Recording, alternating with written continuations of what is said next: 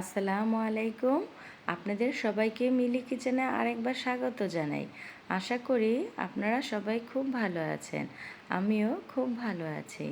আজকের পর্বে আমি আপনাদের তৈরি করে দেখাচ্ছি একেবারে সহজভাবে চিংড়ি মাছের দো পেঁয়াজা। আমরা অনেকভাবে চিংড়ি মাছ রান্না করে থাকি। একবার এইভাবে চিংড়ি মাছের দো পেঁয়াজা রান্না করে দেখবেন, ভাত খেতে অন্য আর কোনো তরকারির প্রয়োজন হবে না।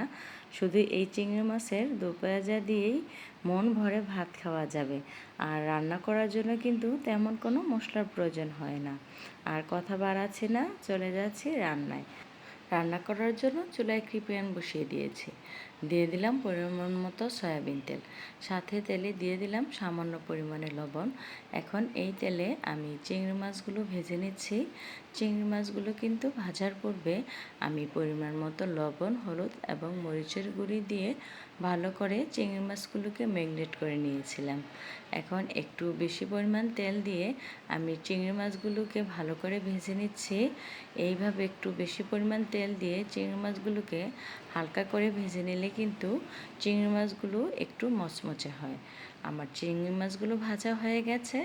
এখন একটি পাত্রে আমি চিংড়ি মাছগুলো উঠিয়ে নিচ্ছি। আমি ঠিক একইভাবে কিন্তু সবগুলো চিংড়ি মাছ ভেজে নিয়েছি। এখানে আমি আর সবগুলো চিংড়ি মাছ ভাজা দেখালাম না, কারণ আমরা সবাই তো চিংড়ি মাছ ভাজতে জানি। আর আপনারা যারা চিংড়ি মাছ ভাজবেন, রান্না করার সময় অবশ্যই এইভাবে একটুখানি বেশি তেল দিয়ে অল্প অল্প করে চিংড়ি মাছগুলো ভাজবেন, তাহলে চিংড়ি মাছটা খুব মচমচে হবে। চিংড়ি মাছ ভাজার ওই তেলে দিয়ে দিচ্ছি 1 কাপ পরিমাণে পেঁয়াজ। পেঁয়াজটা কিন্তু একটু বাড়িয়ে দিতে হবে, কারণ আজকের রান্নাটি হচ্ছে চিংড়ি মাছের দো পেঁয়াজা। যেহেতু চিংড়ি মাছের দো পেঁয়াজা, তাই পেঁয়াজের পরিমাণটা বাড়িয়ে দিতে হবে।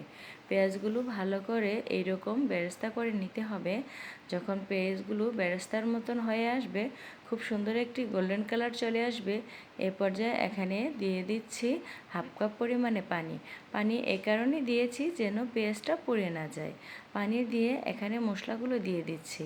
দিয়ে দিলাম 1 চা চামচ পরিমাণে হলুদের গুঁড়ি, সাথে ঝালের জন্য দিয়ে দিচ্ছি উঁচু করে ভর্তি করা 1 চা চামচ পরিমাণ মরিচের গুঁড়ি। দিয়ে দিচ্ছি স্বাদ মতো লবণ। এখন সম্পূর্ণ মশলাগুলো আমি ভালো করে কষিয়ে নিচ্ছি। আজকের রান্নায় কিন্তু আমি আর কোনো মশলা ব্যবহার করছি না, যেমন আদা রসুনের পেস্ট অথবা জিরার গুঁড়ি, ধনিয়ার গুঁড়ি।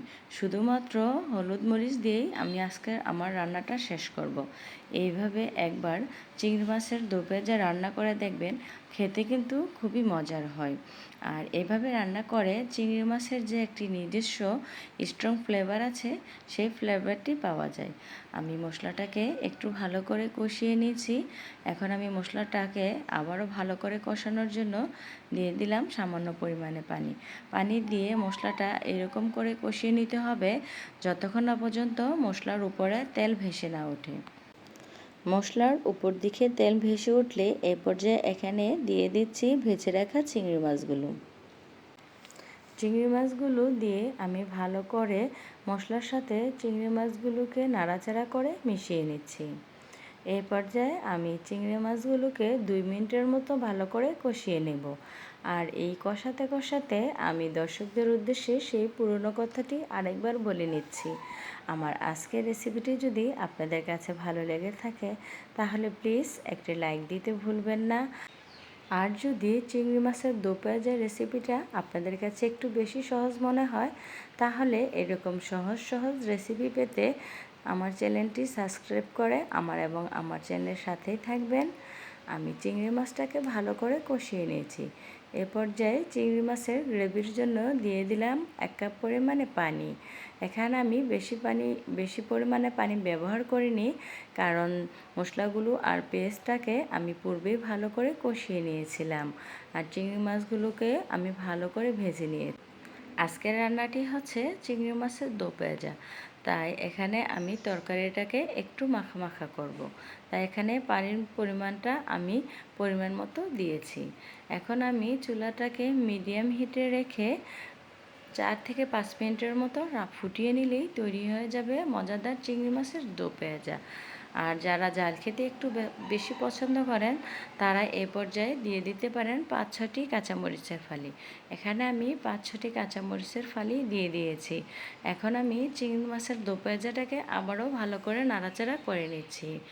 এই তো খুব সহজেই তৈরি হয়ে গেল আমার মজাদার ঝাল ঝাল চিংড়ি মাছের দো পেঁয়াজা।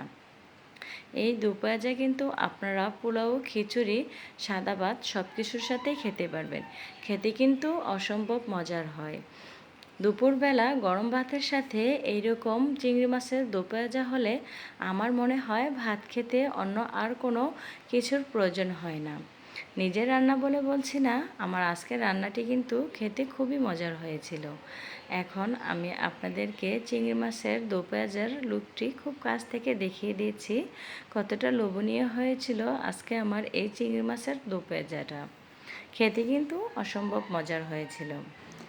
আমি আমার দর্শকদের উদ্দেশ্যে আবারও একটি কথা বলে নিচ্ছি, আমার আজকের রেসিপিটি যদি আপনাদের কাছে একটুখানি ভালো লেগে থাকে তাহলে প্লিজ সাবস্ক্রাইব করে আমার এবং আমার চ্যানেলের সাথেই থাকবেন। এবার আমি চিংড়ি মাছ ভাত দিয়ে খেয়ে নিচ্ছি, সাথে নিয়েছিলাম লেবু। আর চিংড়ি মাছের দো পেঁয়াজাটা কিন্তু এইভাবে মাখো করে খেতে খুবই ভালো লাগছিল। আর কথা বাড়াচ্ছি না, এবার বিদায় নিচ্ছি। আবারও দেখা হবে নতুন কোনো সহজ রেসিপি নিয়ে। সেই পর্যন্ত সবাই ভালো থাকবেন, সুস্থ থাকবেন। আল্লাহ হাফেজ। আসসালামু আলাইকুম।